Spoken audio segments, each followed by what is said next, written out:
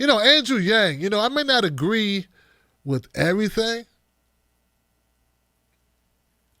but I like the fact that, I like outside people making industry people, establishment people pissed off. Yeah, I like people. I like the rabble rousers. I like the change makers. I like the change agents. I like rebels. I myself am a rebel, Johnson. I mean, come on. You think I would be going through all this if I was a establishment butt kisser? Come on, man. I had opportunities.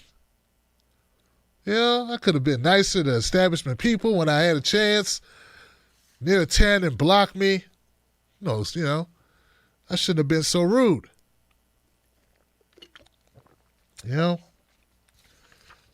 What's her name? A lot of people blocked me.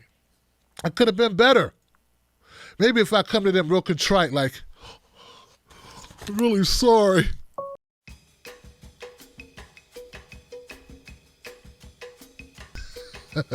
But I was talking about Andrew Yang, y'all. I think Andrew Yang is kicking some butt. And I think it's good when you shake up the establishment. And I like seeing establishment people sweat. I like seeing worried a little bit about what this guy's going to do. And I started to think about it a little bit differently, guys, because I know a lot of people are like, Andrew Yang's promising money. He's basically selling a dream to people. I'm like, yeah. This whole end division thing, I'm going to end the division in the country, that's sort of selling a dream too. Unless you get rid of the income inequality in this country, you're never in the division in this country. So let's keep that 100. Let's keep that 100. It's not just about feeling warm and fuzzy inside. It's about the way people are living. People being unhappy with their financial status. People being unhappy about their living arrangements. People living in tent cities. People with crap jobs.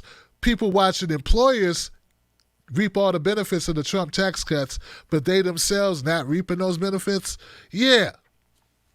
That type of frustration comes out in many different ways, Johnson. So, and also here's another thing to look at. Like, people look at Andrew Yang and they say, Andrew Yang, that guy, he's,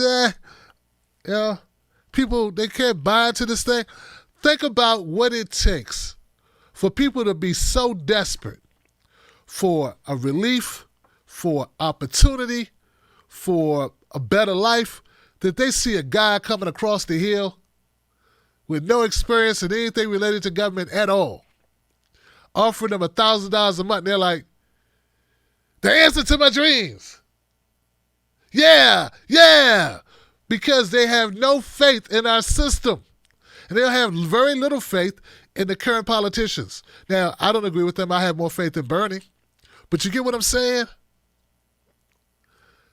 It's an indictment of us all. It's an indictment of our system. When I say it's all, government. It's an indictment of Congress. It's an indictment of the House. It's an indictment of the Senate. It's an indictment of our whole election process. When people like Donald Trump and people like Andrew Yang, total outsiders to government, can come in and garner that support. The money that he's raised, the popularity, the polling that he's received, and people can say, hey, Andrew Yang he got money because he offered a sweepstakes of a couple people going to get $1,000 a month, right? But what's that got to do with polling? He's in debates not just for money raised, he's in the debates because of polling. And look, you really think Kamala Harris is going to make people's lives fundamentally better? You really think Amy Klobuchar is going to make lives better? You really believe that Joe Biden's in it to make lives better? So, yeah, I have doubts about everything. I doubt everything, right? I question everybody. And I think we all should. But let's not hold one person to way more scrutiny than anyone else. Because everybody deserves scrutiny. And if America wasn't so bad off, people wouldn't be jumping at $1,000 a month, would they? They wouldn't. They would. I mean, it just says something about where people are. Anyway, it's just something I was thinking about. I was wondering if you guys, what you guys think about it, how you feel about it. That's how I feel. I wonder how you feel, Johnson. Do you think it's also says something like, because I know when people's, it's a saying when your ribs are touching, right? There's supposed to be some fat between your ribs when your ribs are touching, when you got the bunny ears in your pockets, when your pockets are turned inside out. People consider things before that they didn't consider before. Things they wouldn't consider before, they're now considering, you know? You know, there was a guy his arm was caught in a rock or something, and he cut his arm off.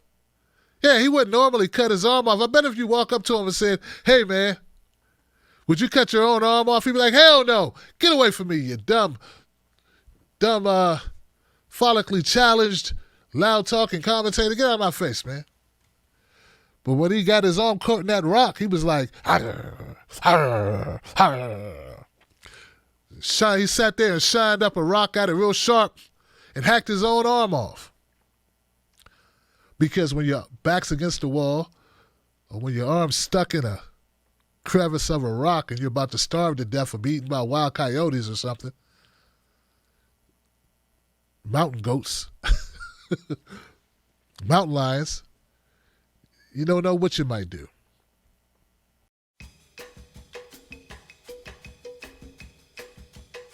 And I know we're on a backup channel. We got a backup phone number. We just backed up. Man, this show needs an interval.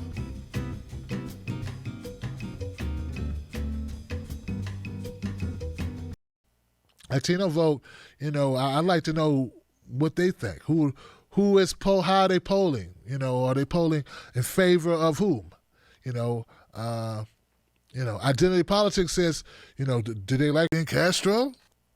Or are they, you know, Bernie? Or are they Elizabeth? Or are they, you know, Kamala? Or are they Tulsi? Or are they, like, how are they breaking down? Are they what, you know, are they Joe Biden? I don't know. I gotta imagine that they would be somewhat anti-Joe if they are pro, like, you know, naturalization, you know, looking for immigration reform. They would be negative to Joe, right? Because anti-Joe is what I'm saying. Because Joe, he tied with Barack with the whole deportation king, right?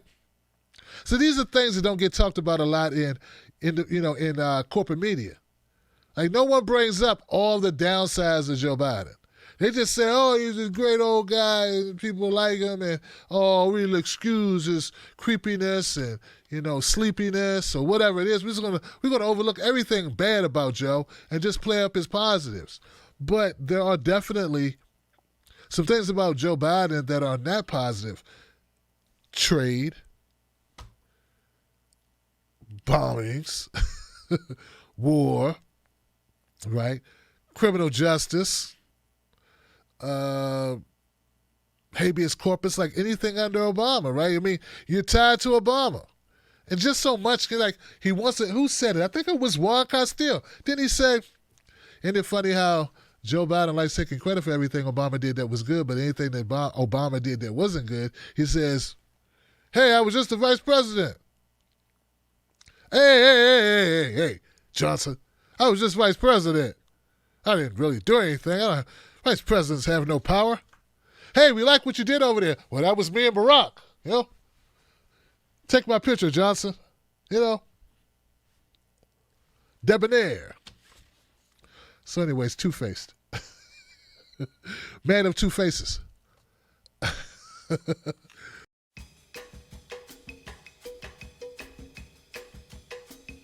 Anyway, if you call up and leave a message, I may play your call or your message on the show. So that's what that is.